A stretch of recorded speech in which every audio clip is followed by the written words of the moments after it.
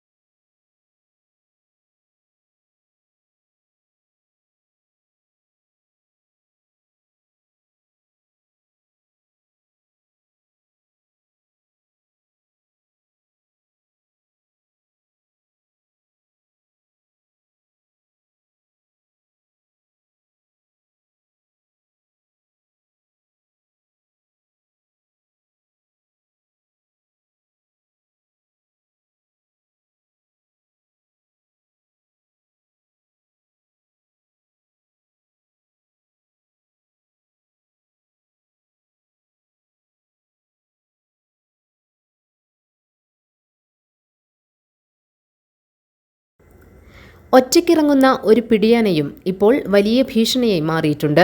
ജനവാസ മേഖലകളിൽ ചുറ്റിത്തിരിഞ്ഞ് നാശമുണ്ടാക്കിയ ശേഷം പിറ്റേ ദിവസം നേരം പുലർന്ന ശേഷമാണ് ആവാസ മേഖലയിലേക്ക് മടങ്ങുന്നത്. കഴിഞ്ഞ ദിവസങ്ങളിൽ മാലിപ്പാറ, കുളങ്ങാട്ടുകുഴി, വെറ്റിലപ്പാറ ഭാഗങ്ങളിൽ ഈ ആന ഇറങ്ങിയിരുന്നു. തിങ്കളാഴ്ച രാത്രി നാട്ടിലെത്തിയ ആന ചൊവ്വാഴ്ച രാവിലെ 8 മണിയോടെയാണ് മടങ്ങിയത്. മുട്ടത്തുപാറയിൽ ഏറെ നേരം ആന തമ്പടിച്ചു. ആനയെ തുരത്താൻ പടക്കം പൊട്ടിച്ചപ്പോൾ ആന തിരിഞ്ഞു നിൽക്കുകയായിരുന്നു.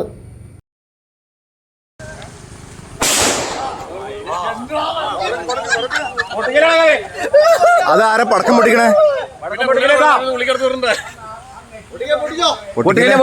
പൊട്ടിക്കരുത്, പൊട്ടിക്കണ്ടേ. ഞാൻ മേടിച്ചിട്ടാണ് മനുഷ്യ സാന്നിധ്യമോ ബഹളമോ ഈ ആന വകവയ്ക്കുന്നില്ലെന്നാണ് വ്യക്തമാകുന്നത്. വളരെ സാവധാനം നടന്നു നീങ്ങിയ ആന കൃഷിയിടങ്ങളും റോഡും മറികടന്നാണ് കാടുകയറിയത്.